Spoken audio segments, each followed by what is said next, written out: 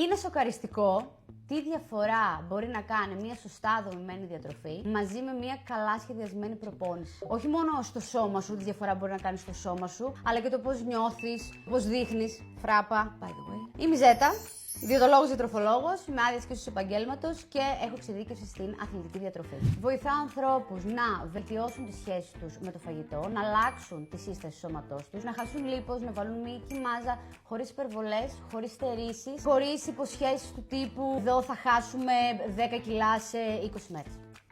Κόψτε το πόδι. Πέρα από την απλή λιπομέτρηση, αξιολογώ την πρόοδό σου με μεζούρες, με διάφορες άλλες σωματομετρικές μετρήσεις, με φωτογραφίες, με το πώς νιώθεις καθώς αλλάζει το σώμα σου, ώστε να μην βασιζόμαστε μόνο στον αριθμό μιας ζυγαριάς που επηρεάζεται από πάρα πολλά πράγματα και στο τι σου λέει ένα χαρτί να φας. Επίσης, κάτι άλλο που πολλοί κόσμος δεν ξέρει για μένα και όχι μόνο έτσι άσχετος κόσμος και ο κοντινός μου περίγυρος είναι ότι τα τελευταία 3 χρόνια, έχω ένα ηλεκτρονικό κατάστημα με συμπληρώματα διατροφής με τον φίλο μου τον Γιώργο. Το Find Your Way, φέρτε εδώ να το δείξω. Find Your Way, όπου εμπορευόμαστε συμπληρώματα διατροφής τα οποία αποδεδειγμένα έχει νόημα να τα πάρεις και θα σε βοηθήσουν στην αποκατάσταση, επίδοση, απόδοση κτλ. Μας νοιάζει πάρα πολύ η ποιότητα και η σύσταση των προϊόντων αυτών. Άμα θέλεις να δουλέψουμε παρέα, μπορείς να στείλεις στο Mindfood, να ζητήσεις την υποφαινόμενη